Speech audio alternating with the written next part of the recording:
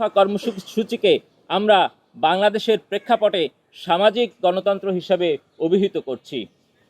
প্রিয় সাংবাদিক বন্ধুগণ ও সম্মানিত দেশবাসী, আমাদের রাজনৈতিক দলের নাম হবে জাস্টিস অ্যান্ড ডেমোক্রেসি পার্টি, সংক্ষেপে জেডিপি। আগামী এপ্রিল মাসের প্রথম সপ্তাহে ঘোষণাপত্র, গঠনতন্ত্র ও অর্গানোগ্রাম সহ কেন্দ্রীয় কমিটির ঘোষণার মধ্য দিয়ে আমাদের রাজনৈতিক দল জেডিপির পূর্ণাঙ্গ আত্মপ্রকাশ ঘটবে। পাঞ্জাবের জগতে একটি বিশ্বস্ত নাম, শাবাব এথনিক ওয়্যার।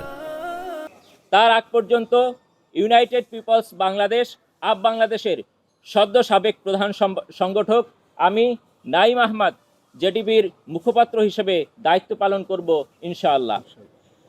আজকের এই সংবাদ সম্মেলনের মাধ্যমে আমরা আপনাদের সামনে কয়েকটি বিষয়ে আমাদের সুস্পষ্ট অবস্থান তুলে ধরতে চাই।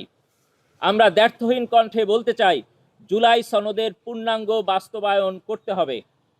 গণঅভ্যুত্থানের ফলে গঠিত অন্তর্বর্তীকালীন সরকার কর্তৃক সংস্কার কমিশন গঠন, জাতীয় ঐক্যমত কমিশনে দীর্ঘ আলাপ আলোচনা এবং সর্বোপরি গণভোটে জুলাই সনদের পক্ষে জনতার রায়ের মধ্য দিয়ে এটি একটি জাতীয় দলিল ও আমানতে পরিণত হয়েছে।